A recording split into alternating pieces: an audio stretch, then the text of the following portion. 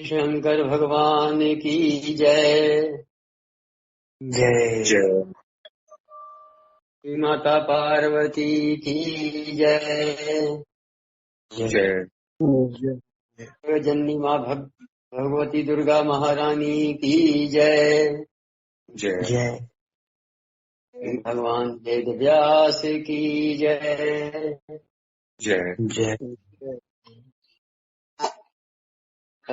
अध्याय शेष साई भगवान विष्णु के कर्णमल से मधु कैटभ की उत्पत्ति तथा उन दोनों का ब्रह्मा जी से युद्ध के लिए तत्पर होना।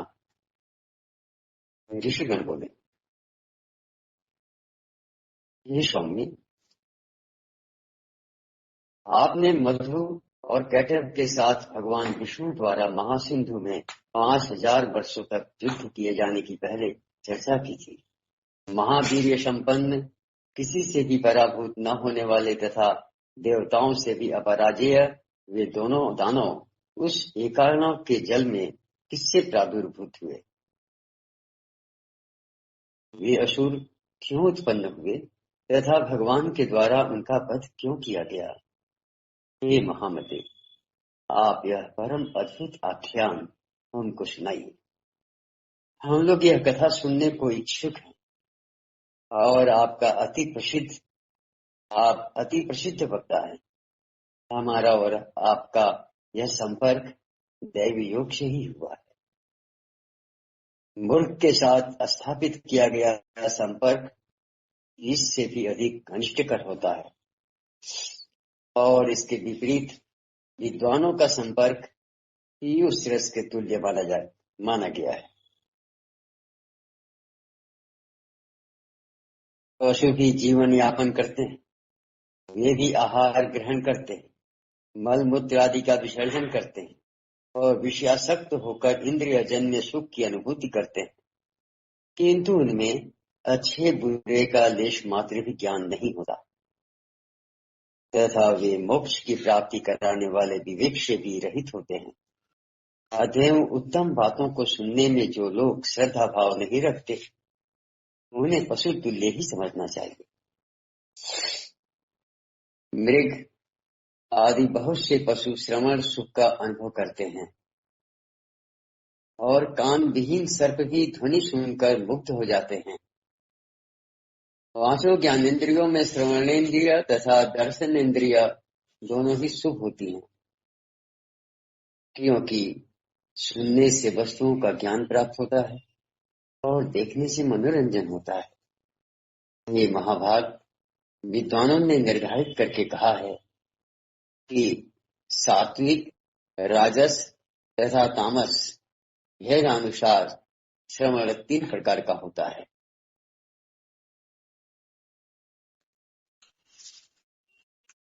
वेद शास्त्रादि का श्रवण सात्विक, साहित्य का श्रवण राजस तथा युद्ध संबंधी बातों एवं दूसरों की निंदा का श्रवण तामस कहा गया है।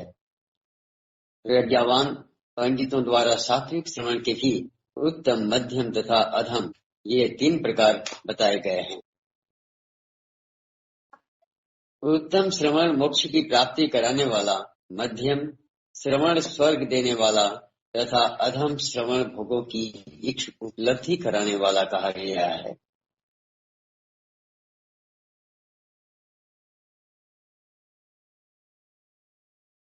विद्वानों ने अच्छी तरह सोच समझकर ऐसा निर्धारण किया है। साहित्य भी 3 प्रकार का होता है।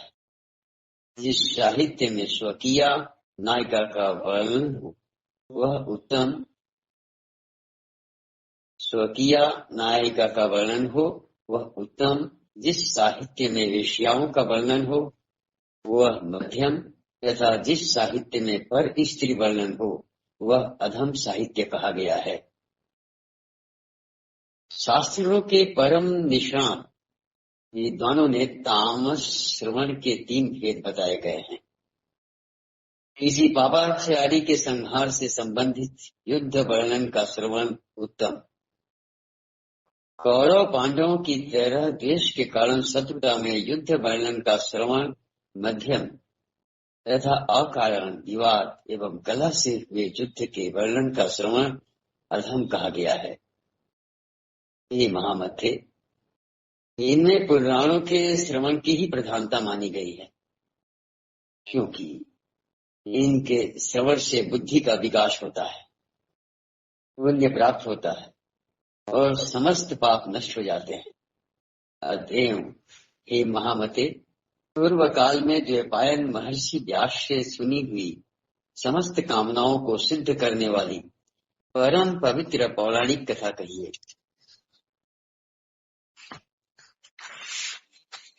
सूत जी बोले, हे महाभाग, इस पृथ्वी लोक में आप लोग धन्य और मैं भी धन्य हूँ, क्योंकि आप लोगों में कथा श्रवण के प्रति और मुझ में कथा वाचन के प्रति विवेक जागृत हुआ है। पूर्व काल में प्रलयावस्था में जब तीनों लोग महाजल राशि में विलीन हो गए और देवाधिदेव भगवान विष्णु शेष शैया पर सो गए, तब विष्णु के कानों की मैल से मधुर कैटभ नामक 2 दानव उत्पन्न हुए और वे महाबली दैत्य उस महासागर में बढ़ने लगे। वे दोनों दैत्य क्रीड़ा करते हुए उसी सागर में इधर उधर भ्रमण करते रहे। एक बार क्रीड़ा परायण विशाल शरीर वाले उन दोनों भाइयों ने विचार किया कि बिना किसी कारण के कोई भी कार्य नहीं होता। यह एक सार्वत्रिक परंपरा है। बिना किसी आधार के आधेय की सत्ता कदापि संभव नहीं है। अतः आधार आधेय का भाव हमारी मन में बार बार आता रहता है। अति विस्तार वाला तथा सुखद यह जल किस आधार पर स्थित है? किसने इसका सृजन किया? यह किस प्रकार उत्पन्न हुआ और इस जल में निमग्न हम लोग कैसे स्थित हैं? हम दोनों कैसे पैदा हुए और किसने हम दोनों को उत्पन्न किया? हमारे माता पिता कौन हैं? इस बात का भी कोई ज्ञान हम दोनों को नहीं है। सूत जी बोले, इस प्रकार चिंतन करते हुए वे किसी निश्चय पर नहीं पहुंचे। जब कैटभ ने जल के भीतर अपने पास स्थित मधु से कहा, कैटभ बोला, हे भाई मधु, हम दोनों के इस जल में स्थित रहने का कारण कोई अचल महाबली शक्ति है, ऐसा ही मैं मानता हूँ। उसी से समुद्र का संपूर्ण जल व्याप्त है और उसी शक्ति के आधार पर यह जल टिका हुआ है तथा वे ही परात्परा देवी हम दोनों की भी स्थिति का कारण है। इस प्रकार विविध चिंतन करते हुए वे दोनों दानव जब सचेत हुए, तब उन्हें आकाश में अत्यंत मनोहारी बाघ गीत स्वरूप ऐम वाणी सुनाई पड़ी।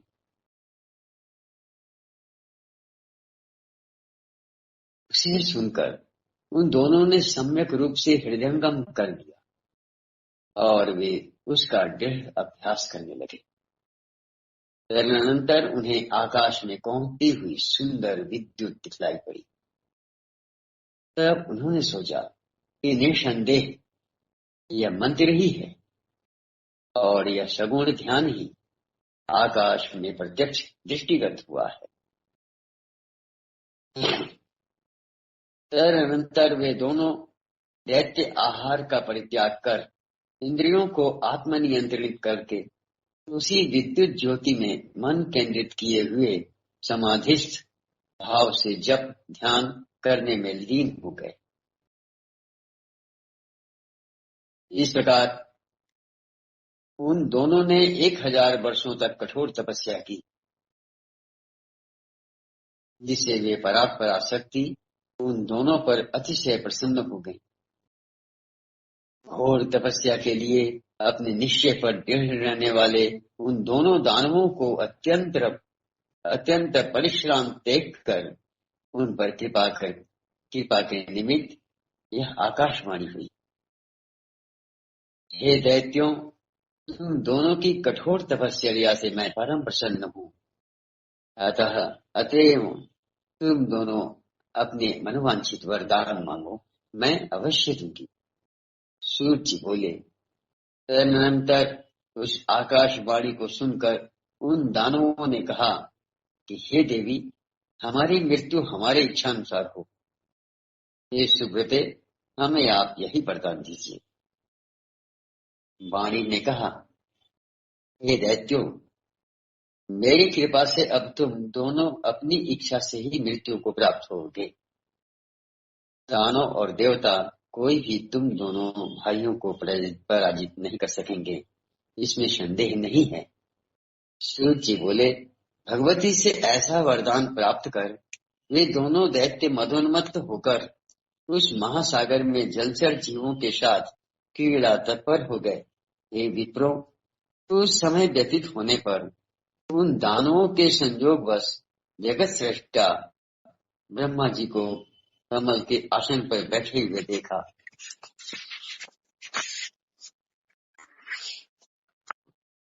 उन्हें देखकर युद्ध की लालसा से वे दोनों महाबली दैत्य प्रसन्न हो उठे और ब्रह्मा जी से बोले, हे सुब्रत, आप हम लोगों के साथ युद्ध कीजिए, अन्यथा यह पद्मासन छोड़कर आप अविलंब जहां जाना चाहें वहां चले जाइए।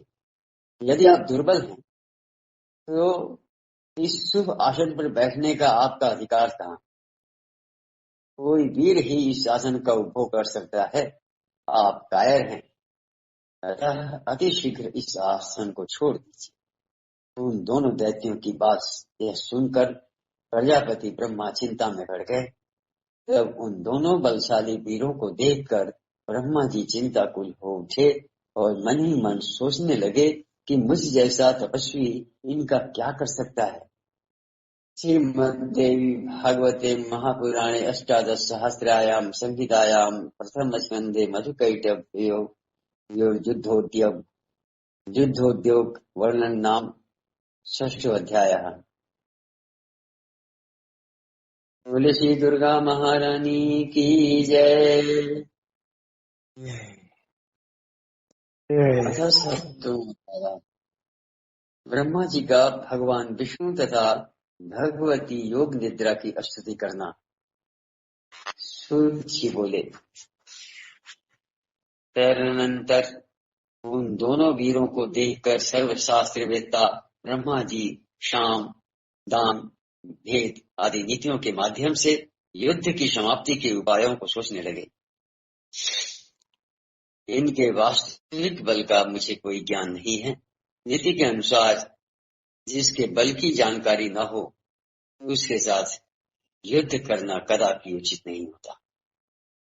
यदि मैं इस समय इन मदोन्मत्त दुष्ट दानवों की स्तुति करता हूँ तो इससे स्वयं मेरे द्वारा अपनी निर्बलता प्रकाशित होगी। निर्बलता प्रदर्शित करने पर इनमें से कोई एक ही मेरा वध कर देगा। इनके साथ इस समय मैं न तो दान नीति और न तो भेद नीति को ही उपयुक्त समझ रहा हूँ। अतः इस समय उचित यही है कि मैं शेष नाग पर सोए हुए चतुर्भुज एवं पराक्रमी भगवान विष्णु को जगाऊं। वे मेरी विपत्ति अवश्य ही दूर करेंगे। मन में ऐसा सोचकर कमल नाल का आश्रय लेकर पद्मयोनि ब्रह्मा जी मन ही मन दुख नाशक विष्णु के शरणागत हो गए। वे शुभ संबोधनों के द्वारा योग निद्रा के कारण स्पंदन रहित उन नारायण जगतपति भगवान विष्णु को जगाने के लिए उनकी स्तुति करने लगे। ब्रह्मा जी बोले, हे दीनानाथ, हे हरे, हे विष्णु, हे वामन, हे माधव, भक्तों की पीड़ा हरने वाले हे ऋषिकेश, हे सर्वव्यापिन, हे जगतपते, हे अनंत स्वरूप, हे वासुदेव, हे अंतर्यामीन, हे जगत के स्वामी, हे दुष्टों तथा शत्रुओं का संहार करने में एकाग्र चित्त वाले, हे चक्रधर, हे गदाधर, हे सर्वज्ञ, हे सर्वलोकेश, हे सर्वशक्ति संपन्न, हे देवेश, हे दुख नाशन, आप उठिए और मेरी रक्षा कीजिए। हे विश्वम्भर, हे विशालाक्ष, हे पुण्य सर्वं कीर्तन, हे जगत सृष्टा, हे निराकार, हे सृष्टि पालन संहार के कारक, हे महाराज, ये दोनों मदोन्मत्त दानव मेरा वध करना चाहते हैं। हे सर्वाधार, मैं इस समय संकटग्रस्त हूँ, क्या आप यह नहीं जानते? हे महाविष्णु, मैं इस समय दुख से अत्यधिक पीड़ित हूँ और आपके शरणागत हूँ। ऐसी स्थिति में यदि आप मेरी उपेक्षा करेंगे तो आपका जगत पालन का नियम निरर्थक हो जाएगा। इस प्रकार स्तुति करने पर भी जब योग निद्रा में लीन भगवान विष्णु नहीं जगे, तब ब्रह्मा जी ने विचार किया कि भगवान विष्णु अवश्य ही शक्ति के अधीन होकर योग निद्रा के वश में हो गए हैं, जिससे ये धर्मात्मा नहीं जग रहे हैं। अब दुख से पीड़ित मैं इस समय क्या करूं? अहंकार के मध्य में चूर वे दोनों दानव मुझे मारने के उद्देश्य से यहाँ आ गए हैं। अब मैं क्या करूं और कहाँ जाऊं? अब तो मुझे शरण देने वाला कोई भी नहीं है। इस प्रकार मन ही मन सोचते हुए एक निष्कर्ष पर पहुंचकर एकाग्र चित्त हो उन भगवती योग निद्रा की स्तुति करने लगे। महाशक्ति मेरी रक्षा करने में समर्थ है, जिन्होंने भगवान विष्णु को भी चेतनाहीन तथा निष्पन्द कर दिया है। इस लोक में जैसे मृत प्राणी को शब्द आदि गुणों का आभास नहीं हो पाता, उसी प्रकार निद्रा के कारण अपने नेत्र मूंदे हुए भगवान विष्णु कुछ भी जान सकने में असमर्थ हैं। मेरे द्वारा नानाविध स्तुति किए जाने पर भी भगवान विष्णु निद्रा का त्याग नहीं कर रहे हैं। अतएव मैं मानता हूँ कि निद्रा इनके अधीन नहीं है, अपितु निद्रा के द्वारा ही ये वशीभूत कर दिए गए हैं। जो प्राणी जिस किसी के वश में हो जाता है, वह निश्चय ही उसी का दास बन जाता है। अतः ये योग निद्रा ही लक्ष्मीपति विष्णु की स्वामिनी हो गई। इस शक्ति के द्वारा सिंधु पुत्री लक्ष्मी के वश में रहने वाले भगवान विष्णु भी वशीभूत कर लिए गए हैं। उन्हीं भगवती ने निश्चित रूप से इस जगत को अपने अधीन कर रखा है। मैं यानी ब्रह्मा, विष्णु, शंकर, सावित्री, लक्ष्मी एवं पार्वती, हम सभी उनके अधीन हैं, इसमें कुछ भी संशय नहीं है। भगवान विष्णु भी इस शक्ति के वशीभूत होकर उसी प्रकार सो रहे हैं जिस प्रकार एक सामान्य प्राणी सोता है। तब अन्य महापुरुषों के विषय में क्या कहा जाए। अतः अब मैं योग निद्रा का ही स्तवन करूंगा, जिनकी कृपा से निद्रा मुक्त होकर जनार्दन सनातन भगवान वासुदेव युद्ध के लिए उद्योग करेंगे। तदनंतर ऐसा निश्चय कर कमल नाल पर विराजमान ब्रह्मा जी भगवान विष्णु के अंगों में व्याप्त उन योग निद्रा की स्तुति करने लगे। ब्रह्मा जी बोले, हे देवी, इस जगत का कारण आप ही हैं। वेद वाक्यों से मुझे ऐसा ज्ञात हुआ है। हे अम्ब, आपकी ही शक्ति से संपूर्ण विश्व को ज्ञान देने वाले पुरुषोत्तम भगवान विष्णु भी इस समय योग निद्रा के वश में हो गए हैं। हे माता, समग्र लोक को मोहित कर देने वाली आपकी लीला को कौन जान सकता है। आपकी इस लीला से मैं तो मूढ़ हो गया और ये विष्णु परवश होकर सो रहे हैं। ये समस्त प्राणियों के मन में निवास करने वाली भगवती, करोड़ों देवताओं में भी ऐसा कौन विज्ञ है जो ऐसी आप निर्गुण आकार रहस्य जान सके। सांख्य शास्त्र के विद्वान पुरुष और प्रकृति से जगत की उत्पत्ति मानते हैं।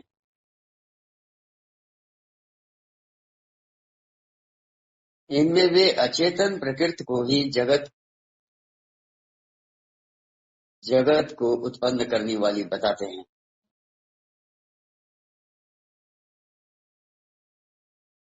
तो फिर क्या आप वैसे ही अचेतन हैं?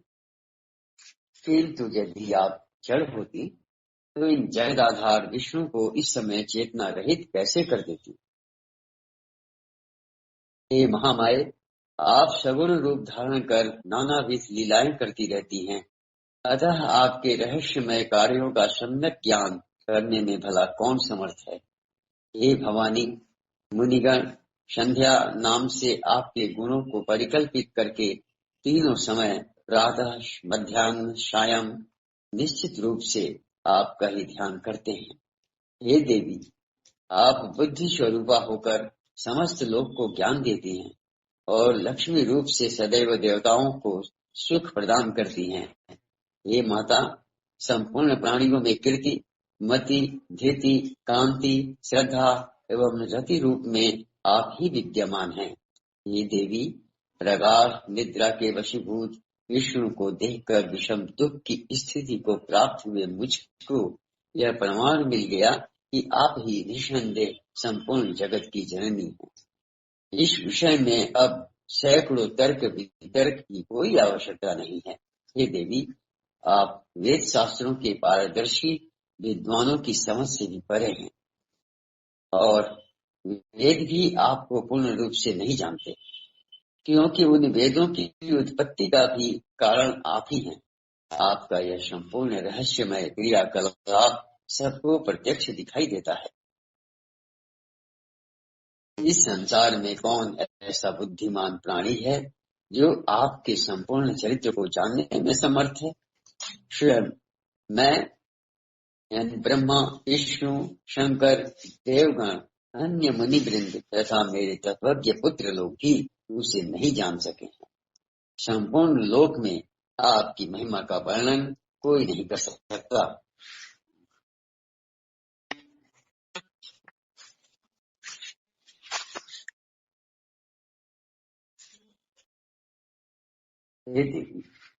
यदि आप यज्ञों में वैदिक विद्वान हवन कार्य के समय आपके स्वाहा नाम का उच्चारण न करे तो देवगण अपना यज्ञ भाग नहीं प्राप्त कर सकते। अतएव आप ही देवताओं का भी भरण पोषण करती हैं। हे भगवती, आपने पहले भी समय समय पर दैत्यों द्वारा उत्पन्न किए गए भयों से हमारी रक्षा की है। उसी प्रकार इस समय भी हमारी रक्षा करें। मैं आपकी शरण में हूँ। हे देवी, हे वरदे, मधु के साथ भयानक इस बैठक को देखकर मैं अत्यंत भयाक्रांत हूँ। आपकी योग माया ने भगवान विष्णु के शरीर के सभी अवयवों को अपने वश में कर रखा है, अतः वे मेरी इस विषम विपत्ति को नहीं जान रहे हैं। वे महानुभाव, या तो इस समय आप आदिदेव को मुक्त कर दें अथवा इन दोनों महादैत्यों का वध कर दें। इनमें से आपको जो उचित जान पड़े वह कीजिए। ये देवी, जो मंदबुद्धि प्राणी आपकी विशिष्ट महिमा को नहीं जानते, वे ही विष्णु तथा शंकर आदि की आराधना करते हैं। ये जननी, आज प्रत्यक्ष प्रमाण के रूप में मैं आपकी महिमा देख रहा हूँ कि भगवान विष्णु भी प्रगाढ़ निद्रा के वशीभूत होकर सो रहे हैं। आपकी शक्ति के वश में पड़े अपने पति भगवान विष्णु को इस समय सिंधु सुता लक्ष्मी भी नहीं जगा सकती, क्योंकि हे भगवती, मुझे ऐसा प्रतीत होता है कि आपने ही बलपूर्वक लक्ष्मी को भी शयन करने के लिए विवश कर दिया है, जिससे वे भी नहीं जग रही। हे देवी, इस संसार में वही प्राणी धन्य हैं जो आपके चरणों में भक्ति भाव रखते हैं, अन्य देवताओं की उपासना त्याग कर आपके ध्यान में लीन रहते हैं और आपको ही संपूर्ण कामनाएं पूर्ण करने वाली कामधेनु तथा समस्त लोक की जननी मानकर आपका भजन करते हैं। बुद्धि, कांति, यश, शुभ वृत्ति आदि गुण इस समय भगवान विष्णु का परित्याग कर कहाँ चले गए? हे भगवती, अतिशय मान वाली आपकी ही शक्ति से ये भगवान विष्णु इस समय निद्रा के वशवर्ती हो गए हैं। अखिल प्रभावशाली आप ही जगत की एकमात्र शक्ति और आपके द्वारा रचा गया सब कुछ आपकी लीला ही है। जैसे कोई नट अपने ही द्वारा निर्मित नाट्य में अभिनय करता है, उसी प्रकार आप भी अपने ही द्वारा निर्मित मोह जाल में नानाविध लीलाएं करती रहती हैं। युग के आरंभ में आपने सर्वप्रथम विष्णु का सृजन किया। सत्य पालन के लिए उन्हें निर्मल शक्ति प्रदान की और इस प्रकार समस्त जगत की रक्षा की। उन्हीं भगवान विष्णु को निद्राभिभूत कर आपने इस समय सुला दिया है। ये अम्बे, आपको जो उचित जान पड़ता है आप निश्चित रूप से वही किया करती हैं।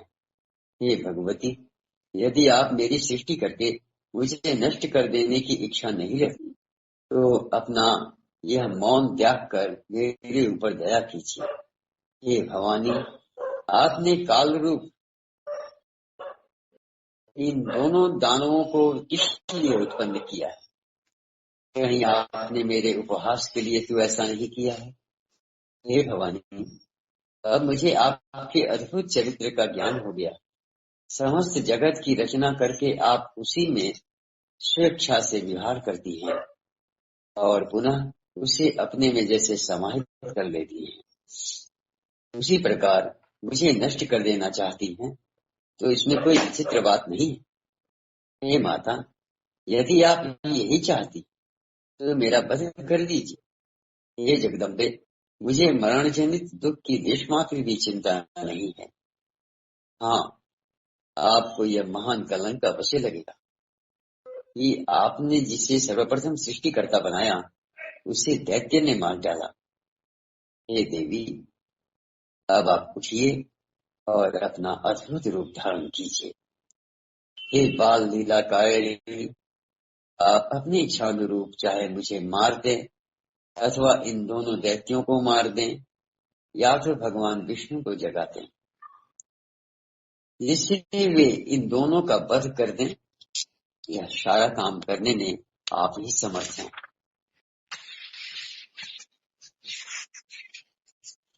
सूत जी बोले, ब्रह्मा जी द्वारा इस प्रकार स्तुति किए जाने पर विष्णु के शरीर से निकलकर तामसी देवी उनके समीप खड़ी हो गई।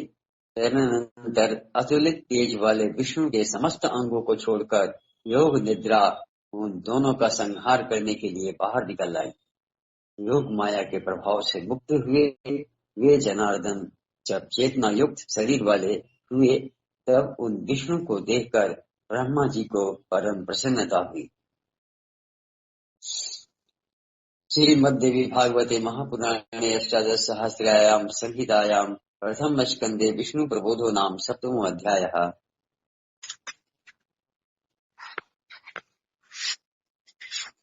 श्री दुर्गा महारानी की जय।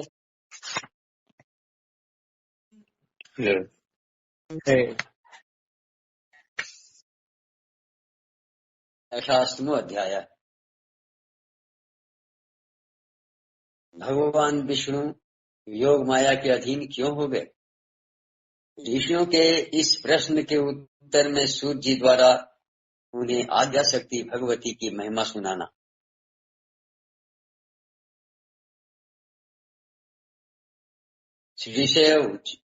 ऋषिगण बोले, हे महाभाग, हमें इस कथानक में महान अद्भुत संशय है। हे महामते, वेदों, शास्त्रों, पुराणों तथा बुद्धिमान लोगों की सदा से यह अवधारणा रही है कि ब्रह्मा, विष्णु तथा शंभु ये तीनों देवता सनातन हैं और इस ब्रह्मांड में इनसे बढ़कर अन्य कोई नहीं है। ब्रह्मा जगत का सृजन करते हैं विष्णु पालन करते हैं और शंकर प्रलय काल में संहार करते हैं। ये तीनों ही इसमें कारण है।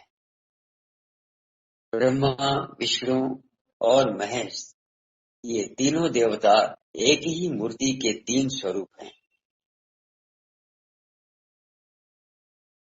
ये लोग क्रमशः रज, सत्व और तम गुणों से युक्त होकर अपना अपना कार्य करते हैं। उन तीनों में माधव, पुरुषोत्तम, आदि देव जगन्नाथ श्री हरि श्रेष्ठ है और वे सभी कार्य संपादित करने में ही समर्थ हैं। अनुपम तेज वाले विष्णु से बढ़कर सर्व समर्थ अन्य कोई भी नहीं है।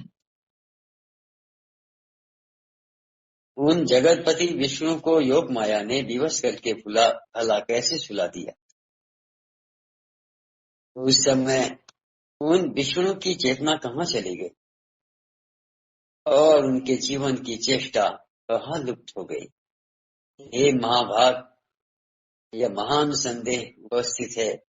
आप इस विषय में यथोचित बताने की कृपा करें। इस शक्ति के विषय में आप पहले ही बता चुके हैं कि उसने भगवान विष्णु को भी पराभूत कर दिया था।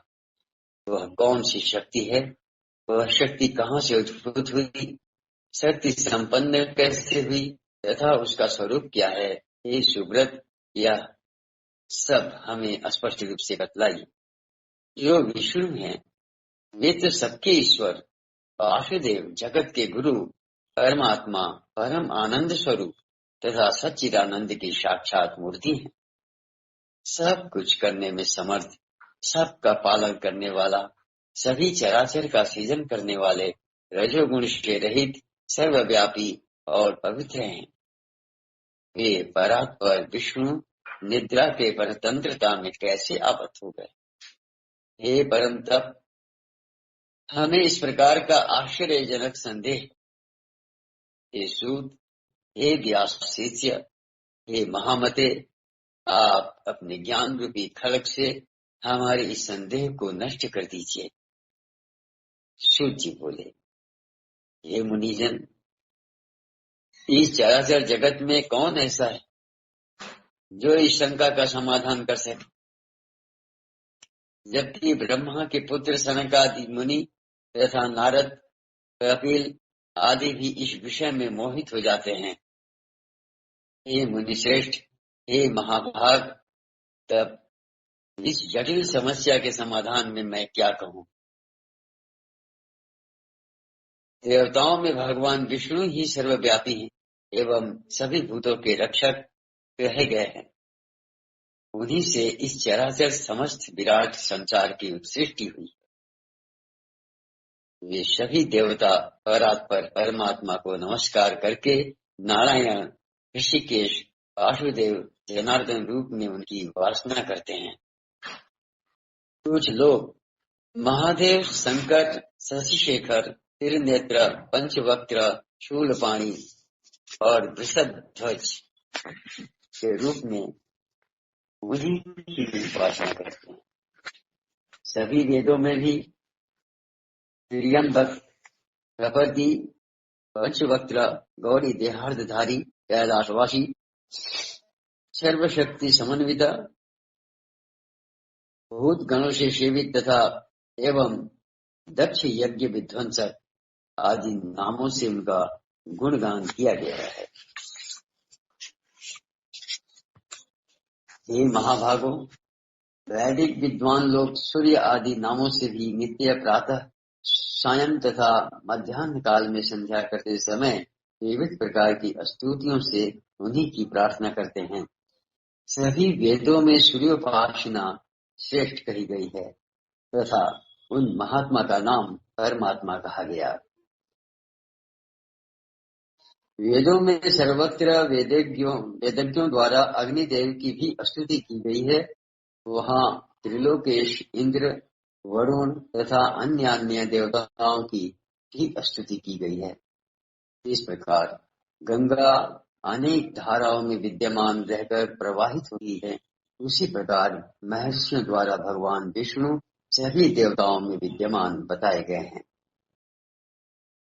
मनीषी विद्वानों ने 3 प्रकार के मुख्य प्रमाण बताए हैं, प्रत्यक्ष, अनुमान और तीसरा शब्द प्रमाण। अन्य न्याय के पंडित 4 प्रमाण मानते हैं, प्रत्यक्ष, अनुमान, उपमान एवं शब्द प्रमाण। परंतु अन्य मीमांसा के विद्वान लोग अर्थापत्ति को लेकर 5 प्रमाण मानते हैं। पौराणिक विद्वान 7 प्रमाण मानते हैं। इन प्रमाणों से भी जो दुर्ज्ञेय है वह है परब्रह्म। इसीलिए इस विषय में बुद्धि, शास्त्र एवं निश्चयात्मिका युक्ति से बार बार विचार करके अनुमान करना चाहिए। साथ ही सन्मार्ग का अनुसरण करने वाले दृष्टांत द्वारा इस प्रत्यक्ष विज्ञान का चिंतन बुद्धिमान मनुष्य को सर्वदा करते रहना चाहिए। प्रायः सभी पुराण तथा विद्वान ऐसा कहते हैं कि ब्रह्मा में सृष्टि करने की शक्ति, विष्णु में पालन करने की शक्ति, शिव में संहार करने की शक्ति, सूर्य में प्रकाश करने की शक्ति तथा शेष और कच्छप में पृथ्वी को धारण करने की शक्ति स्वभावतः विद्यमान रहती है। इस प्रकार एकमात्र वे आद्या शक्ति ही स्वरूप भेद से सभी में व्याप्त रहती है। वे ही अग्नि में दाहकत्व शक्ति तथा वायु में संचार शक्ति है। कुंडलिनी शक्ति के बिना शिव भी शव बन जाते हैं। विद्वान लोग शक्तिहीन जीव को निर्जीव एवं असमर्थ कहते हैं। अतएव हे मुनिजनों, ब्रह्मा से लेकर किरण पर्यंत सभी पदार्थ इस संसार में शक्ति के बिना सर्वथा हेय है, क्योंकि अस्थावर जंगम सभी जीवों में वह शक्ति ही काम करती है। यहाँ तक कि शक्तिहीन पुरुष शत्रु पर विजयी होने, चलने फिरने तथा भोजन करने में भी सर्वथा असमर्थ रहता है। वह सर्वत्र व्याप्त रहने वाली आदिशक्ति ही ब्रह्म कहलाती है। बुद्धिमान मनुष्य को चाहिए कि वह अनेक प्रकार के यत्नों द्वारा सम्यक रूप से उसकी उपासना करे तथा उसका चिंतन करे। भगवान विष्णु में सात्विकी शक्ति रहती है, जिसके बिना वे अकर्मण्य हो जाते हैं। ब्रह्मा में राजसी शक्ति है, वे भी शक्तिहीन होकर सृष्टि कार्य नहीं कर सकते। और शिव में तामसी शक्ति रहती है, जिसके बल पर वे संहार कृत्य संपादित करते हैं। इस विषय पर मन से बार बार विचार करके तर्क वितर्क करते रहना चाहिए।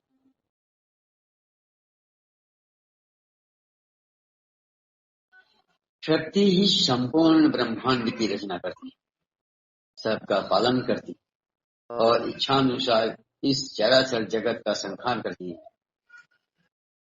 इसके बिना विष्णु, शिव, इंद्र, ब्रह्मा, अग्नि, सूर्य और वरुण कोई भी अपने अपने कार्य में किसी प्रकार की समर्थ नहीं हो सकते। ये देवगण शक्तियुक्त होने पर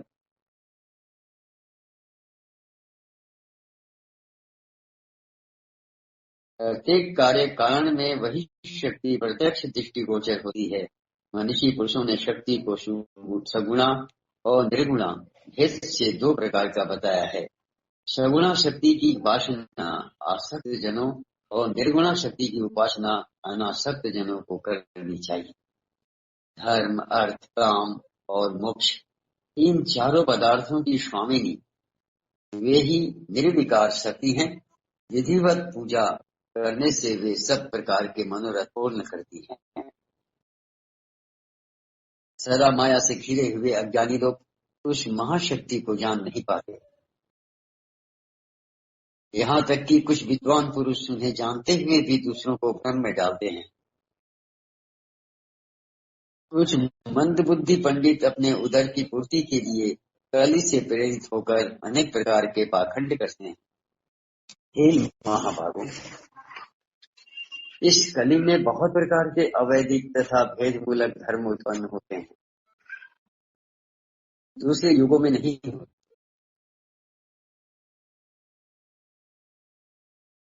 स्वयं भगवान विष्णु भी अनेक वर्षों तक कठोर तप करते हैं और ब्रह्मा तथा शिव जी भी ऐसा ही करते हैं।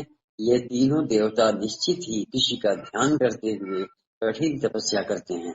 इसी प्रकार अपनी इच्छाओं की पूर्ति के लिए ब्रह्मा, विष्णु, महेश ये तीनों ही देवता अनेक प्रकार के यज्ञ सदा करते हैं। वे उन पराशक्ति ब्रह्म नाम वाली परमात्मा देवी को नित्य एवं सनातन मानकर सर्वदा मन से उन्हीं का ध्यान करते हैं।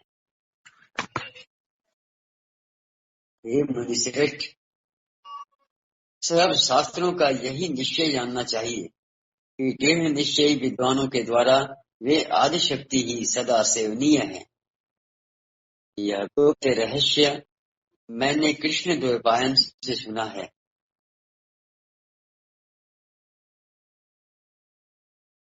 जिसे उन्होंने नारद जी ने अपने पिता ब्रह्मा जी से और ब्रह्मा जी ने भी भगवान विष्णु के मुख से सुना था। इसीलिए विद्वान पुरुषों को चाहिए कि वे न तो किसी अन्य की बात सुने और न माने तथा दृढ़ प्रतिज्ञ होकर सर्वथा शक्ति की ही उपासना करें। शक्तिहीन असमर्थ पुरुष का व्यवहार तो प्रत्यक्ष ही देखा जाता है कि वह कुछ कर नहीं पाता। इसीलिए सर्वव्यापिनी आदि शक्ति जगत जननी भगवती को ही जानने का प्रयत्न करना चाहिए।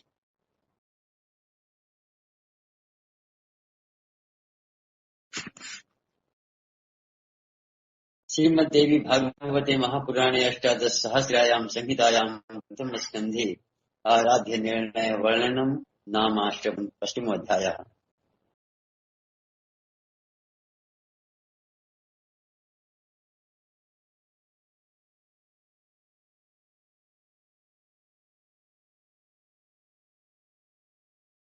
श्री दुर्गा महारानी की जय। जय। 9वां अध्याय। भगवान विष्णु का मधु कैटभ से 5000 वर्षों तक युद्ध करना, विष्णु द्वारा देवी की स्तुति तथा देवी द्वारा मोहित मधु कैटभ का विष्णु द्वारा वध। सूत जी बोले, हे मुनिजनों, जब जगत गुरु भगवान विष्णु के शरीर से निद्रा देवी निकली, उस समय उनके नेत्र, मुख, नासिका, भुजा, हृदय तथा वक्षस्थल से निकलकर वे श्रेष्ठ तामसी शक्ति आकाश में स्थित हो गई। तब भगवान विष्णु भी बार बार जमाई लेते हुए उठ खड़े हुए। तब वहां भगवान विष्णु ने भय से कांपते हुए ब्रह्मा को देखा और उन महातेजस्वी विष्णु ने मेघ के समान गंभीर वाणी में कहा। विष्णु बोले, हे कमलोद्भव ब्रह्मा जी, आप तपस्या छोड़कर यहाँ कैसे आ गए? आप इतने चिंतित एवं भयभीत क्यों हो रहे हैं? ब्रह्मा जी बोले, हे देव, आपके कानों के मैल से 2 महादानव पैदा हो गए हैं, जो महाभयंकर एवं महाबली, जिनका नाम मधु और कैटभ है। उन्हीं दोनों के भय से मैं आपके पास आया हूँ। हे जगतपति, हे वासुदेव, आप मुझ भयभीत तथा कर्तव्य विमूढ़ की रक्षा कीजिए। विष्णु बोले, ब्रह्मन, अब आप निर्भय हो जाइए। उनकी मृत्यु निकट है, इसीलिए वे यहाँ युद्ध करने के लिए आएंगे और मैं उन दोनों दैत्यों का वध करूंगा। सूत जी बोले, इस प्रकार भगवान विष्णु ब्रह्मा जी से कह ही रहे थे कि वे दोनों मतवाले महाबली दैत्य ब्रह्मा जी को ढूंढते हुए वहां आ पहुंचे।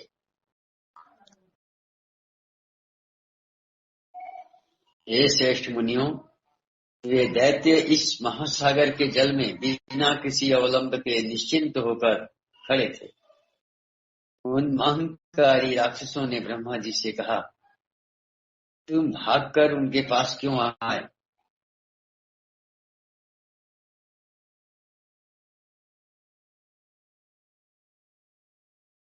अब तुम युद्ध करो, इनके देखते देखते ही हम लोग तुम्हें मार डालेंगे।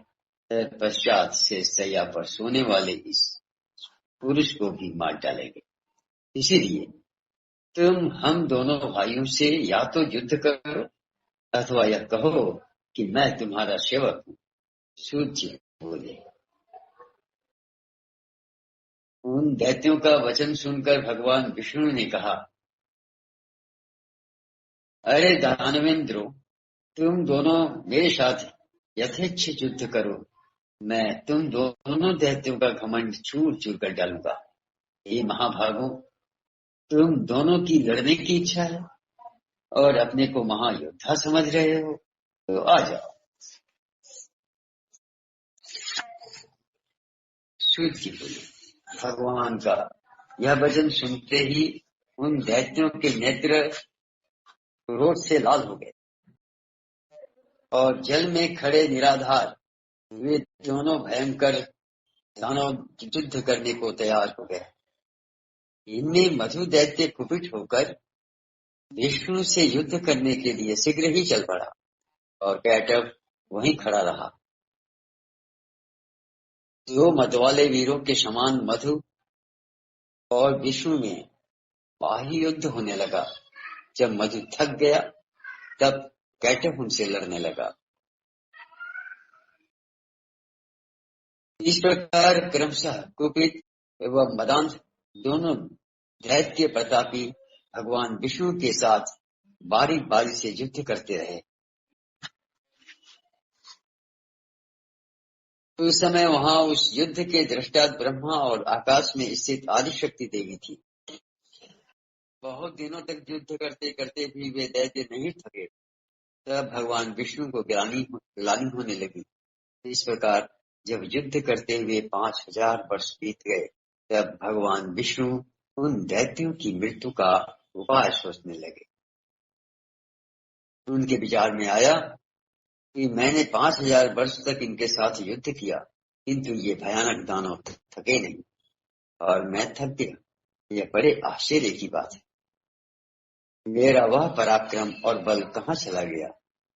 ये दोनों मुझसे लड़ते हुए भी स्वस्थ हैं। इसका कारण क्या है? अब मुझे अच्छी तरह विचार करना चाहिए। इस प्रकार चिंता में पड़े हुए विष्णु को देखकर ये दोनों मतवाले दैत्य अत्यंत हर्षित हुए और मेघ के समान गंभीर वाणी में बोले, हे विष्णु, यदि तुझमें अब बल न हो अथवा युद्ध से थक गए हो तो सिर पर हाथ जोड़कर कह दो कि मैं तुम दोनों का सेवक, अथवा यदि सामर्थ्य हो तो हे महामती, आओ हमारे साथ युद्ध करो। आज हम लोग तुम्हें मारकर इस 4 मुख वाले पुरुष ब्रह्मा को भी मार डालेंगे। सूची बोले। उस महासागर में उपस्थित महामना विष्णु ने उनके वचन सुनकर साम नीति के अनुसार मधुर शब्दों में कहा।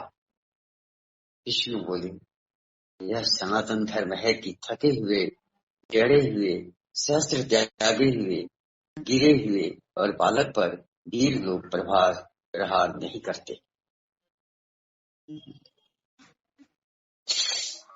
मैंने तो यहाँ 5000 वर्षों तक युद्ध किया।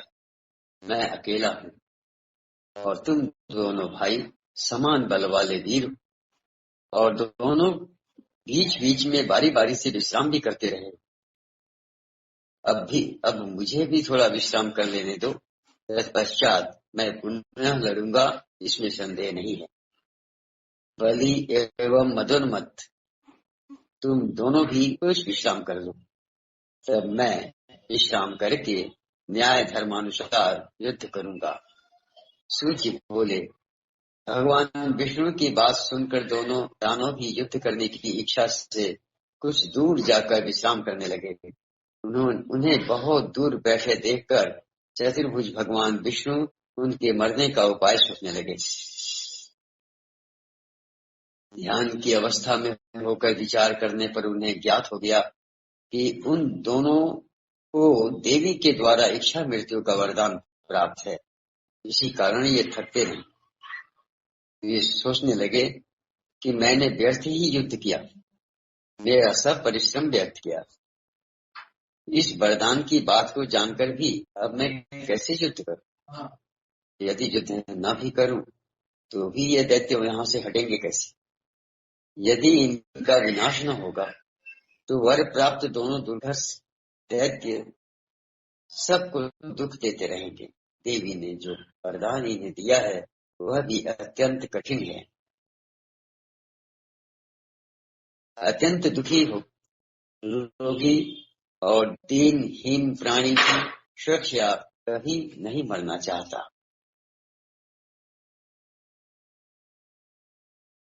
तब भला वे दोनों मदोन्मत्त दैत्य क्यों मरना चाहेंगे? चाहते हो अब मैं सब चिंता छोड़कर उन आदिशक्ति भगवती विद्या देवी की शरण में जाऊं, जो सबकी मनोकामनाएं सिद्ध करने वाली हैं, क्योंकि बिना उनके प्रसन्न हुए कोई कामनाएं पूर्ण नहीं होती। ऐसा मन में विचार करते ही भगवान विष्णु ने आकाश में स्थित परम सुंदर स्वरूप वाली योग निद्रा भगवती शिवा को देखा। उन्हें देखते ही योगेश्वर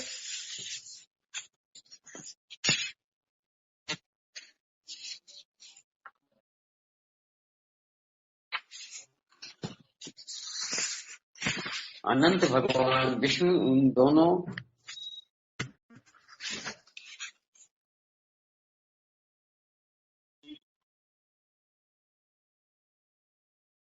आकाश में स्थित परम सुंदर स्वरूप वाली योग निद्रा भगवती शिवा को देखा। उन्हें देखते ही योगेश्वर अनंत भगवान विष्णु उन दोनों दैत्यों के विनाश के लिए हाथ जोड़कर वर प्रदायिनी भगवती भुवनेश्वरी की स्तुति करने लगे। विष्णु बोले, हे देवी, हे महामाय, हे सृष्टि संहारकारिणी, हे आदि अंत रहित, हे चंडी, हे भुक्ति मुक्ति प्रदायिनी शिवे, आपको नमस्कार है।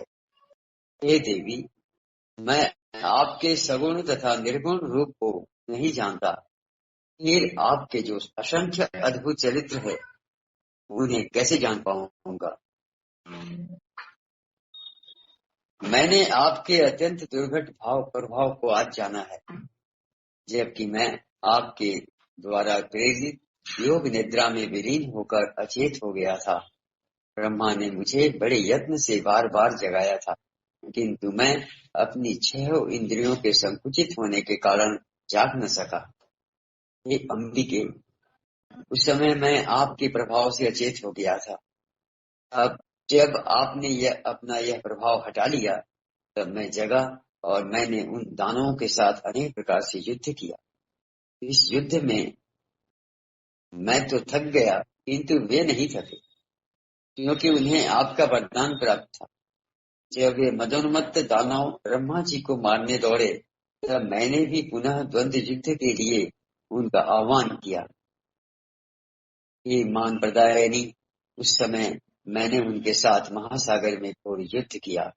बाद में मुझे ज्ञात हुआ कि आपने इन्हें इच्छा मरण का अद्भुत वरदान दिया है। यह जानकर आज मैं शरणदायिनी आपकी शरण में आया हूँ। अतएव हे माता, जब अब मेरी सहायता आप ही करें, क्योंकि मैं युद्ध करते करते बहुत ही खिन्न हो गया हूँ।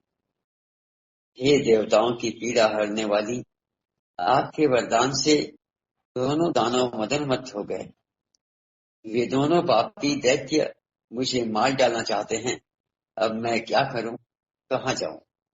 प्रणाम करते हुए उन जगन्नाथ सनातन वासुदेव विष्णु के ऐसा कहने पर मुस्कुराती हुई उन देवी ने उनसे कहा, हे देव देव, हे हरे, हे विष्णु, आप पुनः उनसे युद्ध कीजिए।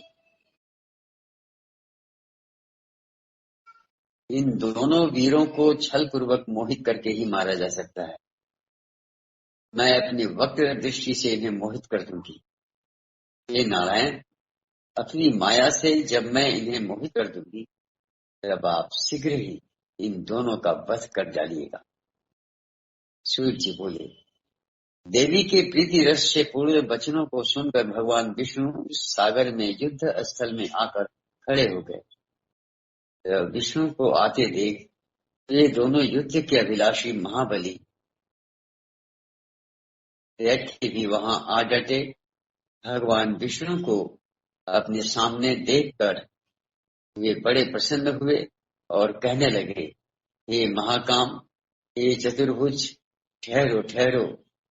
हार और जीत को प्रारब्ध के अधीन समझकर अब तुम हमारे साथ युद्ध करो। बलवान व्यक्ति विजय प्राप्त करता है, किंतु कभी कभी भाग्यवश दुर्बल व्यक्ति भी जीत जाता है। आप जैसे महापुरुष को जय या पराजय में हर्ष या शोक कभी नहीं करना चाहिए। आपने दानव शत्रु होकर पूर्व काल में बहुत से दैत्यों को अनेक बार हराया है, परंतु इस समय तो हम दोनों के साथ लड़ते हुए आप पराजित हो गए हैं। सूर्य जी बोले, ऐसा कहकर वे दोनों महाबाहु दैत्य युद्ध करने को तत्पर हो गए। तब वहां अवसर देखकर ज्यों ही विचित्र कर्मा विष्णु ने उन दोनों पर मुष्टि से प्रहार किया, त्यों ही उन दोनों बलोन्मत्त दैत्यों ने भी विष्णु पर मुष्टि प्रहार किया। इस प्रकार उनमें परस्पर महाभयंकर युद्ध होने लगा। उन दोनों महाबलशाली दानवों को युद्धरत देखकर नारायण श्री हरि ने दीन दृष्टि से भगवती की ओर देखा। सूर्य जी बोले, विष्णु की ऐसी करुणाजनक दीन दशा देखकर अरुण नेत्रों वाली भगवती उन दोनों दैत्यों की ओर देखकर हंसने लगी और उन्होंने दूसरे काम बाणों के समान मंद मुस्कान युक्त तथा प्रेम भाव से भरे अपने कटाक्षों से उन पर प्रहार किया। इस प्रकार देवी के कटाक्ष को देखकर वे पापी मधु कैटव अत्यंत मोहित हो गए। वे कामांध दानव अपने ऊपर भगवती की विशेष अनुकंपा जानकर काम बाण से अत्यंत पीड़ित होने लगे और अपूर्व शोभाशालिनी भगवती को देखते हुए वे वहीं खड़े हो गए। भगवान विष्णु भी देवी के उस प्रयत्न को समझ गए। दोनों कामी दानवों को देवी की माया से विमोहित जानकर स्वकार्य साधक भगवान विष्णु ने वहां मेघ के समान गंभीर एवं मधुर वचनों के द्वारा उन दोनों का उपहास करते हुए, हे वीरों, तुम्हारी जो इच्छा हो वर मांगो। तुम दोनों के युद्ध से मैं अत्यंत हर्षित हूँ, अतः मैं तुम्हें मनोभिलषित कर दूंगा। तुम दोनों के युद्ध से मैं अत्यंत हर्षित हूँ, अतः मैं तुम्हें मनोभिलषित कर दूंगा। यद्यपि पूर्व काल में भी मेरे द्वारा अनेक दानव युद्ध करते हुए देखे गए, किंतु तुम दोनों भाइयों के समान मैंने किसी को देखा सुना नहीं है। तुम दोनों के अतुलनीय बल को देखकर मैं बहुत संतुष्ट हूँ। हे महाबली दानवों, मैं तुम दोनों भाइयों की वांछित कामनाएं पूर्ण करूंगा। सूर्य जी बोले, विष्णु का यह वचन सुनकर कमल के समान नेत्र वाले काम पीड़ित वे दोनों दैत्य जगदानंद दायिनी भगवती महामाया को देखते हुए विष्णु से अभिमान पूर्वक बोले, हे विष्णु, हम लोग याचक नहीं हैं, अतः आप हम लोगों को देना क्यों चाहते हैं? हे देवेश, यदि आप लेना चाहें तो आप जो मांगिए हम दे सकते, क्योंकि हम लोग भिक्षुक नहीं है, दाता है। हे ऋषिकेश, आप अपना मनोभिलषित पर वरदान मांगिए। हे वासुदेव, आपके अद्भुत युद्ध से हम लोग आप पर अत्यंत प्रसन्न हैं। उन दोनों का वचन सुनकर भगवान विष्णु ने उत्तर दिया, यदि तुम दोनों मेरे ऊपर प्रसन्न हो तो यही वरदान दो कि तुम दोनों भाई अब मेरे ही हाथों मारे जाओ। शिव जी बोले। विष्णु का वचन सुनकर दोनों भाई चकित और अपने को उनके द्वारा ठगा हुआ समझकर शोक से चिंतित हो गए। कुछ देर के बाद मन में विचार कर संपूर्ण भूमि को स्थल रहित तथा जहां वहां सर्वत्र जल ही जल देखकर उन्होंने विष्णु से कहा, हे जनार्दन विष्णु, आपने हम लोगों को पहले जो वरदान देने को कहा था, यदि आप सत्यवादी हैं तो पहले उस वांछित वर को प्रदान कीजिए। हे मधुसूदन, आप हमें किसी निर्जल प्रदेश की शुभ विस्तृत भूमि पर मारिए, तभी हम आपसे मारे जा सकेंगे, अन्यथा नहीं। अतः हे माधव, अब आप सत्यवादी बनिए। तब भगवान विष्णु ने अपने सुदर्शन चक्र का स्मरण करके उन दानवों से हंसते हुए कहा, हे महाभागो, तुम्हारे कथनानुसार निर्जल तथा सुविस्तृत भूमि पर ही मैं आज तुम दोनों को मारूंगा। ऐसा कहकर देवताओं के आराध्य भगवान विष्णु ने अपनी दोनों जांघों को सुविस्तृत करके जल के ऊपर ही स्थल दिखा दिया और उनसे कहा, दैत्यो, देखो, यहाँ जल नहीं, पृथ्वी, अतः यहीं पर तुम दोनों अपना सिर रखो। ऐसा करने से ही आज हम और तुम दोनों सत्यवादी सिद्ध। उस समय विष्णु का तथ्यपूर्ण वचन सुनकर तथा अपने मन में विचार करके उन दोनों दैत्यों ने अपना शरीर बढ़ाकर हजारों योजन लंबा चौड़ा कर दिया। तब भगवान विष्णु ने भी अपनी दोनों जांघों को बढ़ाकर उससे भी द्विगुणित कर दिया। यह देखकर वे दोनों दैत्य बड़े विस्मय में पड़ गए, परंतु अपनी बात सत्य प्रमाणित करने के लिए उन्होंने अपने मस्तक उस अत्यंत अद्भुत जगह पर रख दिए। उसी समय प्रतापी भगवान विष्णु ने अपने सुदर्शन चक्र से जंघे पर स्थित उनके विशाल सिरों को एक पूर्वक धड़ से अलग कर दिया। जब दोनों दैत्य मधु और कैटभ मर गए, तब उन्हीं की मेद चर्बी से संपूर्ण सागर पट गया। हे मुनीश्वरों, तभी से पृथ्वी का नाम मेदिनी पड़ा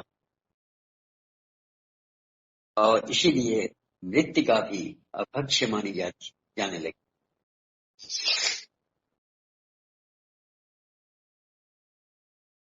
आप लोगों ने जो प्रश्न किया था उसका ठीक ठीक उत्तर मैंने दे दिया। बुद्धिमान मनुष्यों को चाहिए कि ये महामाया महाविद्या की सर्वदा उपासना करते रहे।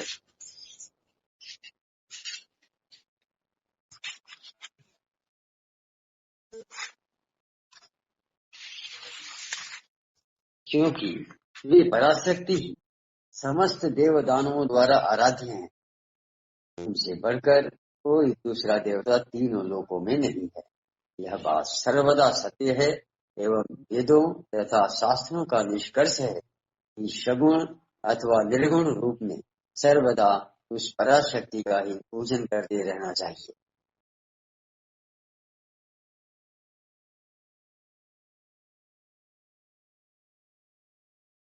श्रीमद् देवी भागवते महापुराणे अष्टादश सहस्रायाम संहितायां प्रथम स्कंदे परिकृत मधु कैटभ वध वर्णनम नाम 9वां अध्याय।